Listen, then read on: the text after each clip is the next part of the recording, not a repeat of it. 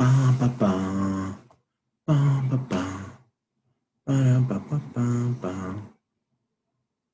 ¿Alguien más? No, todavía no.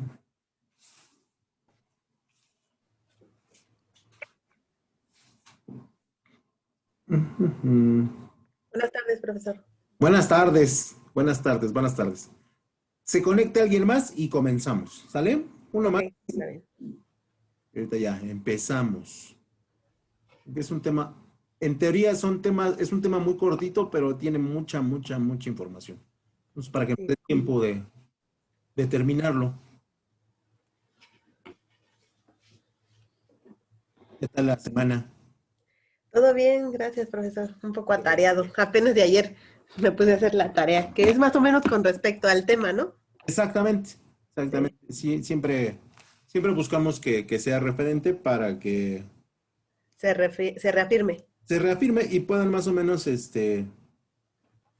vincular lo que estoy diciendo con la información que hicieron un poquito, ¿no? Entonces, siempre será así. Y tratamos Ah, de que sea pequeñita para que no tampoco les cause mucho conflicto. sí, sí, sí. Sí, gracias. Bueno, pues ya va Tere y nada más que se conecte y empezamos. Sí.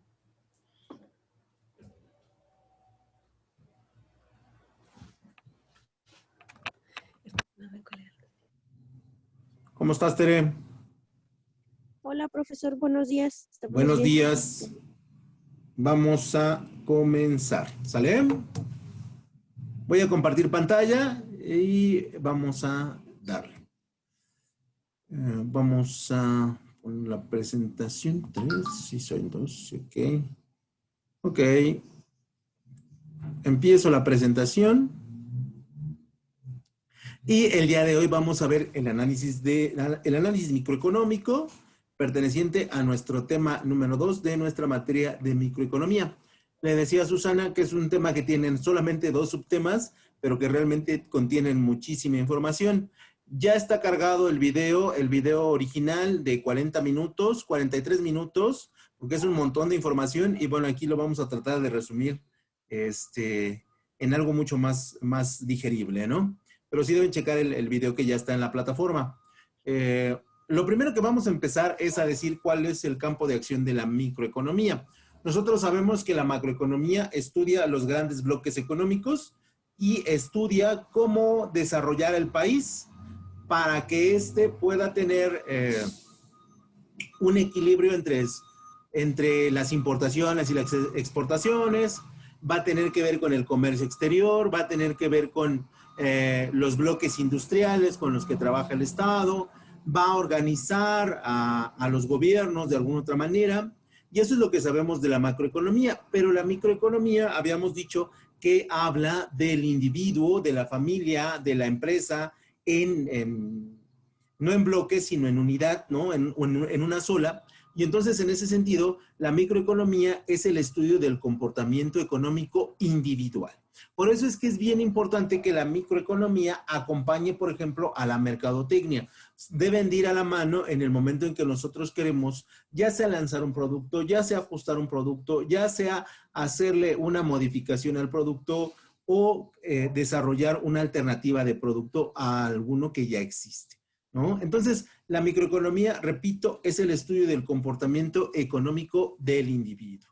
Y su campo de acción, evidentemente, vamos a tener, en primer lugar, al consumidor. O sea, el individuo que adquiere diferentes productos y servicios, a él lo tenemos que estudiar, tenemos que verificar por qué compra lo que compra, cuánto gasta, cómo gasta, qué necesita y cuáles son sus aspiraciones desde el punto de vista microeconómico para poder satisfacerlo.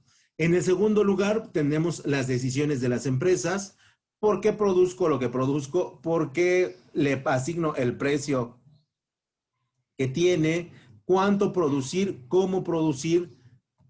¿Y para qué producir? ¿No? Que esa es una de las grandes tareas de cualquier administrador. ¿Cuántas unidades de producción debemos tener para un producto X que se fabrica, que se comercializa en la Ciudad de México?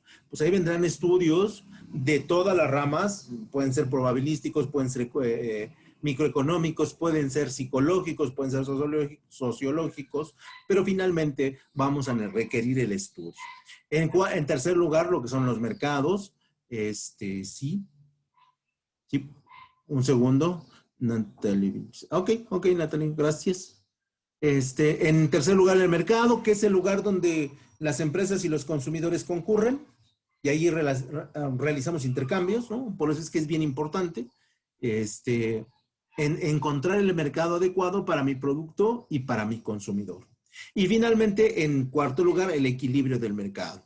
O sea, la microeconomía va a tener una acción muy recurrente en el equilibrio del mercado. Hoy tenemos, por ejemplo, un desequilibrio de mercado en el gas doméstico, porque solamente tenemos 5 empresas que controlan todo el territorio nacional y ellas determinan el precio del mismo, ¿no? Y es por eso que hoy tenemos un incremento del gas doméstico en más del 300%, ¿no? En relación al 2019. Entonces, es ahí que debe haber un equilibrio porque entonces habrá gente que pues, no pueda comprar su gas y es parte de la canasta básica de cualquier familia. Entonces, ese es uno de los campos de acción que nosotros tenemos y que nosotros debemos estudiar. Estudiarlos desde el punto de vista de la administración, desde el punto de vista de la mercadotecnia y desde el punto de vista de la economía en general. Por lo tanto, la microeconomía es una rama que también va a estar determinada o estar muy influenciada por lo que nosotros conocemos como la política. ¿Sale?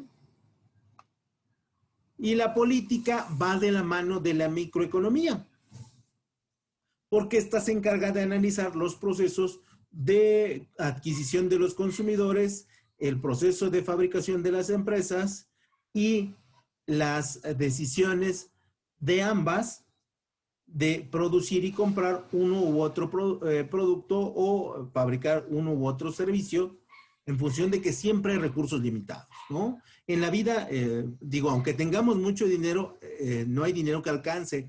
Y es verdad.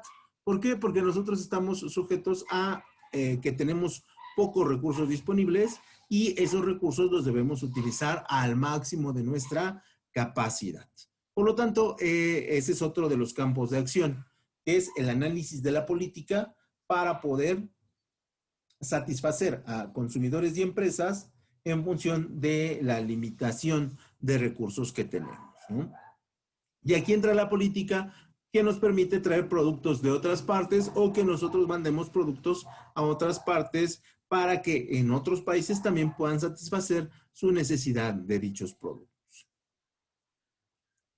El quinto elemento de acción es que la microeconomía observa la realidad y elabora modelos que permiten simplificar qué es lo que está pasando con el comportamiento, ya sea de las empresas, ya sea de los individuos o ya sea de los mercados. Por lo tanto, la microeconomía también es un elemento de estudio que observa de manera detallada qué está sucediendo con cada una de estas variables, individuos, empresas y mercados, para poder definir cierto tipo de comportamientos y que estos comportamientos no nos tomen desprevenidos a los políticos y los podamos ajustar en el tiempo, ¿no?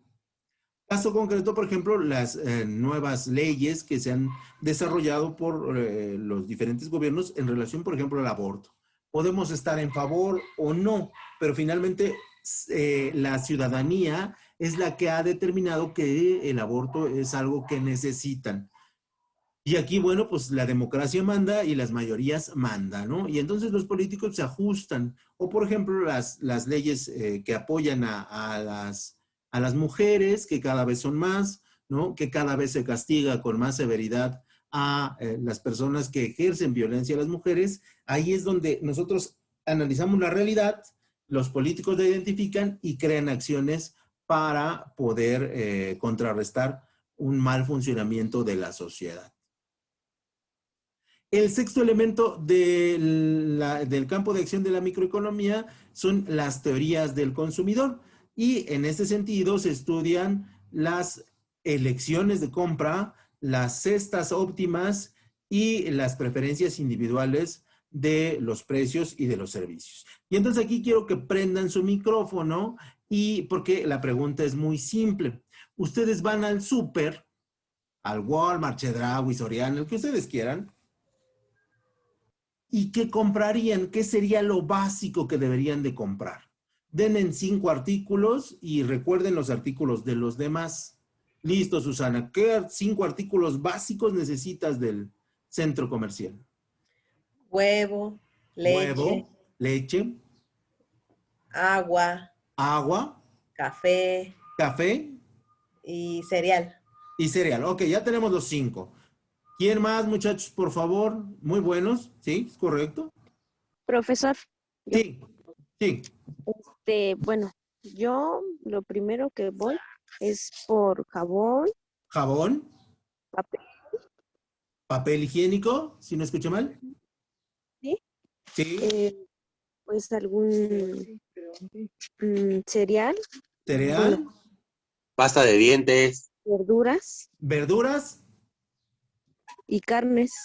y carnes. Ok, y por ahí oye a Fernando, si no me equivoco. Sí, profesor. Sí. Y decías pasta de dientes, Desodorantes, desodorantes, rastrillos, rastrillos, champú, gel, champú, cera, crema, cremas. pasta de dientes. Ok, ¿quién falta? ¿Quién falta? ¿Alguien falta? Karen, Igual compraría Natalia. frutas, leche, cereal y leche, arroz. cereal. Perfecto. Y aquí solamente vamos a pausar ahí porque, fíjense, si nos damos cuenta, más o menos coincidimos. Las mujeres más o menos compran lo mismo y los hombres iríamos por otro tipo de artículos, porque la naturaleza de los individuos hace que compremos diferentes artículos en función de nuestra, digamos, sexualidad, ¿no? También Susana debe ser ama de casa, Sí, sí, sí, ¿sí? sí. Y Tere debe ser soltera. Sí, profesor. Y compran cosas que también un poquito separadas. No sé si me explique. Entonces, ahí es lo que analiza la microeconomía. Estudia el comportamiento del consumidor a partir de si es hombre, si es mujer, si está soltero, si está casado, si es joven de 20 a 30, si es joven de 30 a 40, si es adulto de 40 a 60 o si es adulto mayor, ¿no? Y a partir de ahí empieza a determinar una canasta básica sobre la cual no importa si tienes 60, no importa si tienes 18, tú deberías de adquirir esos productos y esos productos deben tener un precio que sea accesible para todos. Puedes comprarte un champú de 80 pesos, ¿no? Y es válido, pero también puedes comprarte un champú de 1 litro de 25 pesos, ¿no? Finalmente el gobierno te dota del champú. Tú puedes comprarte un rastrillo de 150 pesos, ¿verdad, Fernando? O te puedes comprar uno de 10 pesos. Al final existe Sí, profesor. y tú puedes elegir en qué canasta te ubicas. Que ese es uno de los grandes trabajos de la microeconomía. Determinar qué requiere el individuo, la familia, la sociedad y cumplirle con esas expectativas. ¿Vale? A eso es a lo que se refiere la canasta básica. Y dentro de las tareas del consumidor, también está la investigación y las razones por qué los consumidores eligen en particular cierto artículo. Y aquí vuelvo a preguntarles, ¿Coca-Cola o Pepsi-Cola? Susana. Coca-Cola me gusta más. Coca-Cola. Tere, ¿Coca-Cola o Pepsi-Cola? Ay, no tomo coca. Pero si tuvieras Pero que elegir, coca. Coca. Y después tenemos a Natalie, ¿Coca-Cola o Pepsi-Cola? No consumo ninguna de esas dos. Pero si tuvieras, y así la pregunta fuera, responda, Coca-Cola. Coca-Cola. Karen, Igual, coca. Coca. Fernando. Fernando se nos fue, no importa. Perdón, profesor. Coca-Cola. Coca-Cola. Y entonces aquí viene la pregunta, y, o sea, para los que no toman coca está muy bien, ¿no? Pero aquí vendría la pregunta, ¿por qué elegimos entre dos productos uno? Y ese uno, digo, prácticamente ahorita en esta pequeña encuesta, arrasó, ¿no? ¿Qué lo hace ser distinto? ¿Qué lo hace ser diferente? Y ese análisis yo lo tendría que hacer como empresa para determinar qué oportunidades tengo yo de competir con Coca-Cola si quiero entrarle al mercado del refresco. ¿No? Se podría hacer una comparación con Coca-Cola y Red Cola. Ajá, ¿por Ahí qué? van más o menos en el mismo sabor, pero Red Cola es más que económico. Y entonces, fíjate ahí, qué buena lección me das, Tere. Y entonces, Red Cola, Natalia, perdón, Natalia, no compite de igual a igual. Red Cola compite por precio. exacto. Ese es su diferencial, ¿no? Y es ganar muchos adeptos porque es más barata. Y recordemos que los individuos, en lo primero que nos fijamos es en qué? El precio. Precio. Y entonces aquí formamos teorías administrativas de por qué sí y por qué no. Y eso es bien necesario para cualquier administrador, que siempre se hagan la pregunta, ¿por qué sí y por qué no? ¿Vale? Y luego pasamos del consumidor a la empresa. Y aquí también la microeconomía formula teorías respecto de las decisiones óptimas de la empresa, sobre la producción, sobre las materias primas y sobre la tecnología, ¿no? Por ejemplo, se muda de la parte presencial a la parte virtual. Y puede ser que ese sea el camino que nosotros o que la institución tiene que seguir. Y esto se va a repetir en muchas empresas educativas. Están tomando decisiones óptimas, están determinando cuál es el mejor proceso para llegar a más personas y están utilizando la tecnología.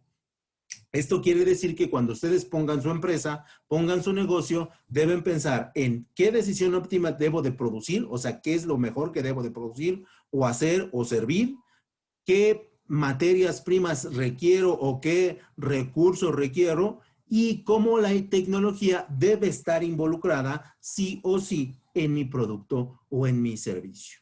Porque prácticamente todas las empresas trabajan bajo este esquema. Y eso nos hace, bueno, trabajar mucho y pensar mucho en crear un buen producto.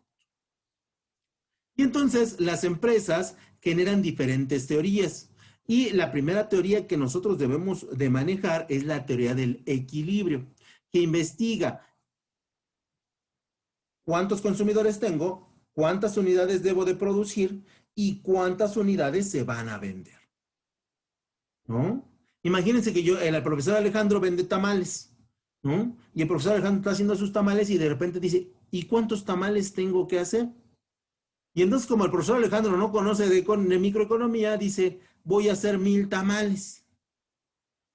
Compra materia prima para 1000 tamales, sale a vender sus tamales y ¿cuántos creen que vende? 50. Vende 50. ¿Y qué le va a hacer a los otros 50? Se comerá 10. Muy tranquilo. Rematarlos. Rematarlos, sí, eso es lo que hacen las empresas. Pero al Sí. rematarlos, ¿cuál es mi ganancia? Nada. Nada. Entonces la teoría del equilibrio me dice, ¿sabes qué, Alejandro? Debes hacer 60 tamales porque vendiste ¿cuánto? 50. 50.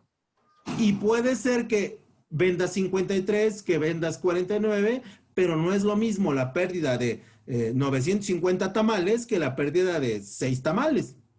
Y esa es la teoría del equilibrio. Siempre debemos determinar cuánto, cómo y dónde producir lo que nosotros hacemos, ¿no? En segundo lugar está la elección de la cantidad de la producción, que tiene que ver con la teoría del equilibrio.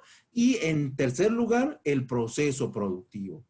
Yo le puedo pedir a Susana que me haga unos huevitos con jamón, ¿no? Y Susana va a utilizar 5 pasos. Pero a lo mejor le digo a Tere y Tere va a utilizar 4 pasos. Pero Natalie, como es experta en cocinar, me va a decir, profesor, yo le puedo hacer el huevo con jamón en 3 pasos. Yo como empresario, ¿a quién voy a elegir? ¿A Susana con 5, a Tere con 4 o a Natalie con 3? A Natalie, porque son menos pasos y es más rápida la producción. Y es menos costo. Y si gastamos menos, podemos dar el producto más caro. Y entonces las empresas siempre van a trabajar bajo estos 3 enfoques. Un proceso productivo más cortito, más barato, pero que me produzca más. Una teoría del equilibrio que me diga cuánto producir y cómo producir. Y establecer las cantidades reales que debo de fabricar para que no se me quede mucho producto en almacén, ¿no? Por lo tanto, estas teorías del equilibrio y la teoría del equilibrio identifica la existencia de condiciones, de singularidades, de estabilidades y de asignaciones. ¿Qué quiere decir esto? Bueno, resulta ser que llegó 2020 y en febrero creíamos que el COVID iba a ser fuerte, pero no tan fuerte. ¿Cierto o no? Sí. Y entonces a alguien se le ocurrió en mismo febrero empezar a fabricar cubrebocas. No sabía si el negocio iba a funcionar como tal, pero ya entendía que ahí estaba el negocio. Y entonces las empresas que hacían vestidos de novia pasaron de ser empresas de vestido a empresas que hacían cubrebocas. Y eso, perdón, se me fue. Eso es una singularidad. Eso realmente, ¿quién creía que íbamos a pasar por una pandemia, muchachos? Nadie. No, pues nadie. Bueno, pues es que si conoces tu historia, si conoces tu pasado, conoces tu historia. Entonces no es la primera vez que tenemos una pandemia. Entonces ya, bueno, yo a mi perspectiva ya sabía que iba a haber una pandemia. El problema era cuándo. Sí, el problema es que no sabemos cuándo, pero sí ya se tenía contemplado una pandemia. En ese sentido sí, pero no sabíamos los efectos. Y fue tan fuerte, ¿no? Como la influenza, que fue algo similar, pero no tan fuerte. O sea, tú como decías influencia, fueron 20 días, 30 días. Tú dices, bueno, no hay ningún problema, pero el COVID llevamos un año casi medio. Sí. Ahí nadie estaba preparado. Eso es una singularidad. Y si hubo empresas, por ejemplo Zoom, que bueno, pues se forró de dinero y se sigue forrando de dinero, ¿no? A eso se refiere la teoría del equilibrio. Tenemos que estudiar las singularidades, las estabilidades, ¿no? Momentos de la historia donde no pasa nada o nada afecta a mi empresa y determino cuánto y cómo producir y la empresa está bien, está estable y habrá momentos en un mismo año que habrá asignaciones de equilibrio, ¿no? Si yo soy una empresa que se dedica a la industria juguetera, entonces yo tendré una asignación de equilibrio mayor en época de a lo mejor de julio a enero. Y de enero a mayo, junio, tendré una etapa de equilibrio hacia la baja. Entonces siempre tengo que estudiar. El administrador siempre y el economista debe ver hacia adelante, debe ver las singularidades, debe ver si hay una singularidad, si hay una estabilidad o si hay una asignación de equilibrio a la baja o a la alza. Por eso es importante que el administrador sea bien analítico y siempre observe el mundo que le rodea bajo un enfoque de qué puede pasar si, ¿no? Siempre háganse esa pregunta, oigan, ¿y si vendo esto, qué pasaría? Aunque no lo hagan, solamente en su mente empiecen a prepararla para pensar en futuros. El que piensa en futuro y logra atinarle, pues está seguro de lo que va a pasar. Claro, no todos tenemos esa posibilidad, pero si lo pueden hacer, sería genial, ¿no? Luego viene la teoría del mercado. Ya vimos el individuo, ya vimos la empresa y ahora nos toca ver el mercado. Y el mercado, bueno, va a establecer diferentes tipos de funciones de la microeconomía en función del mercado. Y en México, bueno, sí tenemos monopolios, ¿no? o teníamos cada vez más monopolios. Un monopolio del Estado, pues la compañía de luz, ¿no? Que bueno, es la única proveedora del servicio y pues si queremos contratar luz en casa o en la oficina, pues, tenemos que recurrir a la CFC, ¿no? Tenemos la industria gasera, que ellos no son monopolio, son monosoponios, ¿no? Que son varias empresas que determinan un precio de productos, ¿no? Y que, bueno, determinan si aumenta o sube el precio del bien. Luego tenemos los duopolios, que son dos empresas que se reparten el mercado. Caso de hace algunos años Televisa y TV Azteca, ¿no? Que ellos se repartían el pastel. Ahora, bueno, pues ya con la entrada de las nuevas plataformas cada vez se ven menos y dejaron de ser duopolios. Luego tenemos los oligopolios, ¿no? Que estos son conjuntos de empresas que se reparten el mercado y que no dejan competirlas a otras, ¿no? Tenemos el caso de Telmex, que también era un monopolio y actuaba como oligopolio porque tiene múltiples empresas. Y luego tendríamos el mercado de competencia perfecta, donde normalmente no vamos a tener piratería y donde todo va a ser vendido legalmente. Cosa que, bueno, en nuestro país estamos muy lejanos de tener ese tipo de competencias, ¿no? E incluso los países del primer mundo sufren un poquito para vender todos sus productos de forma legal.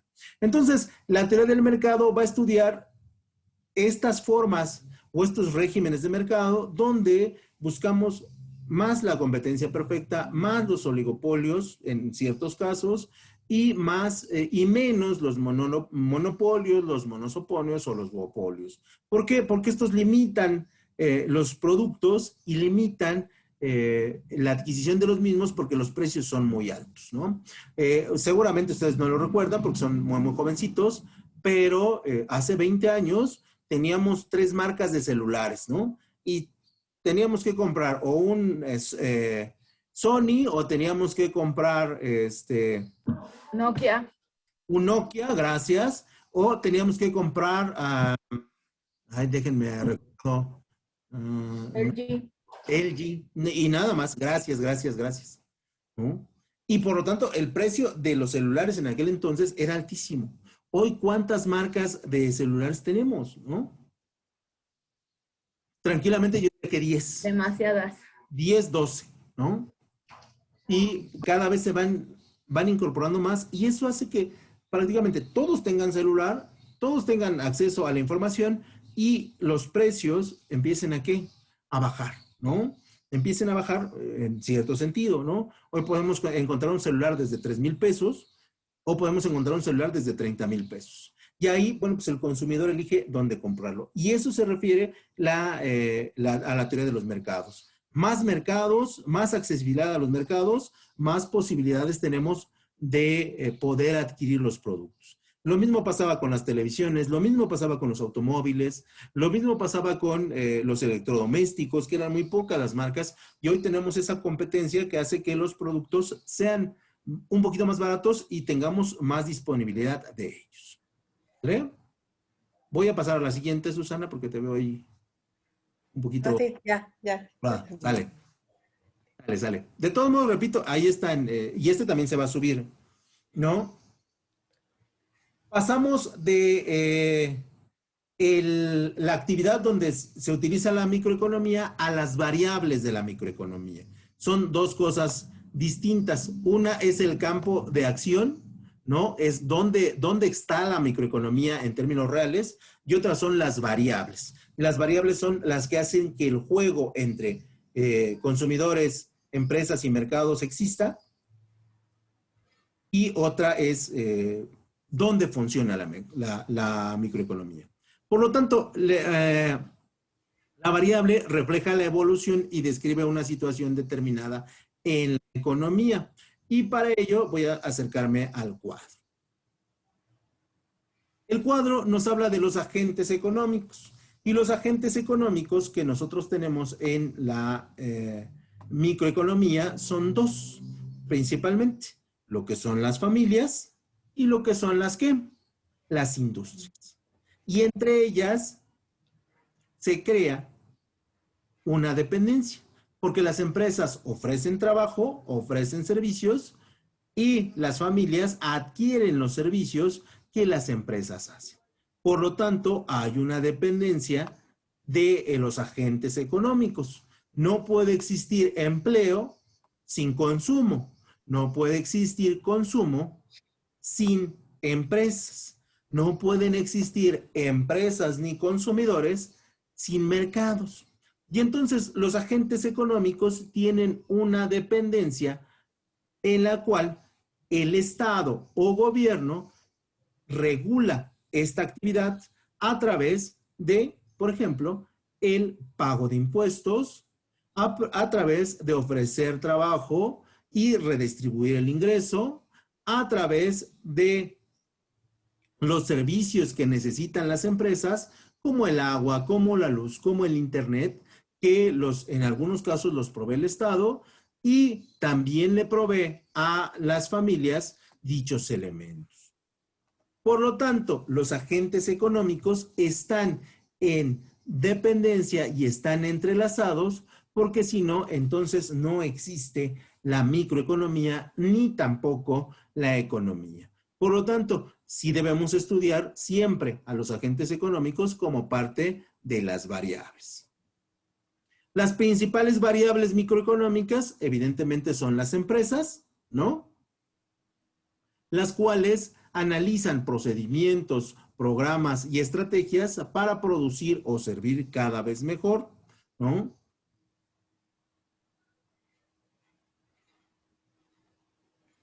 Dentro de las empresas, nosotros vamos a estudiar la variable económica de las deudas que las empresas pueden tener, ¿no? Hay empresas que tienen deuda por inversión y hay empresas que tienen deuda por incapacidad de pago. Son cosas que diferentes, ¿no? A lo mejor el profesor Alejandro pide prestado para construir su casa y ahí, bueno, pues es una inversión. Pero Alejandro pidió prestado porque apostó y perdió, entonces ahí es una deuda, no es una inversión. Por lo tanto, sí es importante que la economía investigue si es deuda vía inversión, si es deuda por incapacidad de pago, ¿no? Y ahí podremos determinar cómo está funcionando el bloque empresarial o el cúmulo de empresas que existen en un país. La otra variable microeconómica respecto de las empresas será el gasto de las mismas. No es lo mismo que tú gastes, repito, para crear nuevos productos, para investigación y desarrollo, que tú pagues o que el gasto de tu empresa se vaya en sueldos y salarios. Son cosas totalmente diferentes. Hay empresas que pagan muy bien, pero que no investigan nada y que todo se lo roban. Es un análisis que la microeconomía hace para determinar las empresas que van a ser exitosas en el futuro, las empresas que son exitosas en el presente y las empresas que dejaron de ser exitosas porque no se ajustaron ni al presente ni al futuro. Y entonces eso también el administrador lo tiene que identificar. ¿Por qué? Porque nos ayuda a ser más competitivos y saber de quién nos debemos de preocupar y de quién no nos debemos de preocupar. La otra variable, ya pasando a los individuos, tiene que ver con el consumo de los hogares, ¿no? Y aquí la microeconomía analiza cómo se gasta el dinero durante ciertos periodos de tiempo en términos de lo que necesitan las familias, ¿sale? Normalmente este análisis se hace cada 30 días. ¿Cuánto es lo que gasta en promedio una familia? ¿Y cuánto es lo que debería de gastar? ¿Vale? Y eso nos permite determinar el número de personas en pobreza extrema, en pobreza, en clase media alta y clase alta. ¿Sale? El consumo de los hogares determina a qué clase social pertenecemos.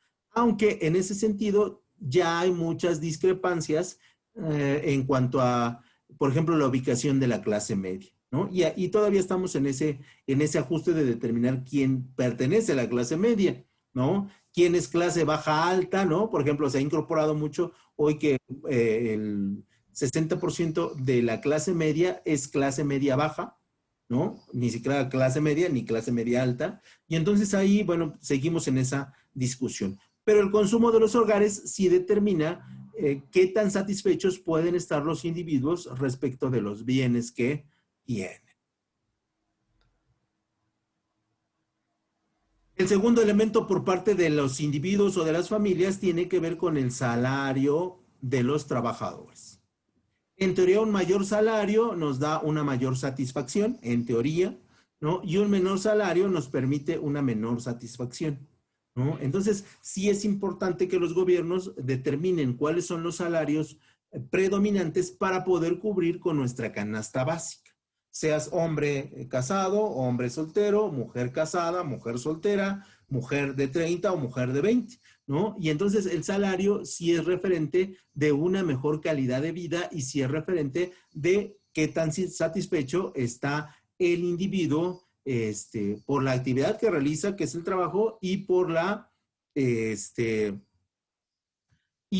el desarrollo de los bienes que puede adquirir, ya sea para él o ya sea para sus familias.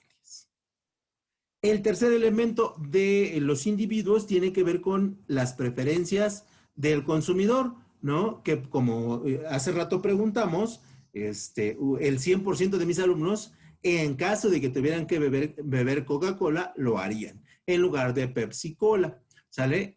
Entonces ahí nos da una preferencia y esta preferencia las empresas la utilizan para determinar productos que satisfagan cada vez más y en forma cada vez más específica al consumidor. Y en el pequeño dibujo decimos que el 97% de los hombres ven televisión, ¿no? Y el 78% de las mujeres escucha radio, en cualquiera de sus formas. Y eso nos da una preferencia, donde los hombres ven 3 horas y media casi televisión y las mujeres escuchan 3 horas con 6 minutos el radio. Y esto también nos plantea costumbres que suceden en las familias, porque históricamente, y no digo que esté bien, solamente señalo el hecho, las mujeres se dedican más a las labores del hogar que el hombre. Y las mujeres acompañan las labores del hogar con música.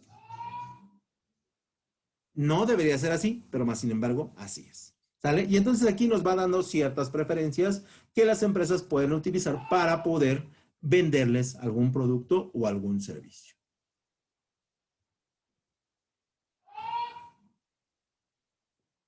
La cuarta variable de las familias o de los individuos tiene que ver con el ahorro personal. Y aquí en esta materia pues andamos flacos, ¿no? Porque sí nos es muy, muy difícil, extremadamente difícil poder ahorrar, ¿no? Culturalmente nos cuesta mucho trabajo, ¿no? Y creemos que el ahorro es a corto plazo y no, el ahorro debe ser a largo plazo. Ustedes empiezan a ahorrar 50 pesos de aquí en 30 años y se van a dar cuenta de la gran cantidad de dinero que ustedes van a juntar. Sobre todo, si este ahorro lo invierten y lo reinvierten y lo reinvierten, ¿no? Porque siempre creemos que el ahorro es como para el corto plazo. Y no, el ahorro debe ser, ¿para qué? Para el largo plazo, ¿no? O sea, ¿qué pasa si, no sé, alguno de ustedes tiene menos de 20 y empieza a ahorrar 100 pesitos por mes? ¿Qué pasa cuando tengan 50? ¿Cuánto dinero van a tener? ¿No? Y también creemos que el ahorro es para sacarlo en una emergencia. Y no, el ahorro se debe quedar ahí, guardarlo, realmente como perderlo, ¿no? Y en su momento, cuando tengan una cantidad ya respetable, poderlo reinvertir. Pero esto lo hacemos poco, la verdad estamos poco educados para este tipo de actividades o este tipo de situaciones, y entonces nos cuesta mucho trabajo. ¿Dudas, muchachos? ¿Dudas? No, ninguna. Para terminar, si no tenemos dudas, solamente para terminar, vimos como tema, vimos el análisis microeconómico, y el análisis microeconómico se fundamenta en los campos de acción y en las variables. ¿Sale? Prácticamente son los mismos, solamente que en los campos vemos cómo están formados los individuos, las empresas y los mercados, y en las variables estudiamos a profundidad las empresas, los individuos en forma genérica, ¿no? Los mercados no, porque son de otro análisis.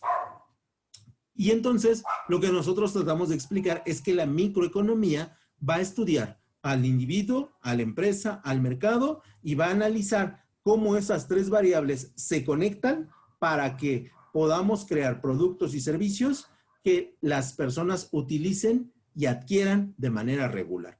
Y que a través de la adquisición, ustedes hagan girar la economía. Porque sin el individuo, la economía no gira, ¿no? Ya sea la macro o la micro. ¿Dudas, muchachos? ¿Dudas? No, profesor. No, está bien. No. Perfecto. Bueno, pues hasta aquí le dejamos y nos vemos en un ratito en la siguiente clase. ¿Vale? Ok. Pueden checar Gracias. el video, ya está en su plataforma, y si es un video mucho más extenso, explicando un poquito más de variables o explicándolas a mayor detalle. ¿Sale? Cuídense mucho, nos vemos en un ratito. Gracias, profesor. Hasta luego. Bye.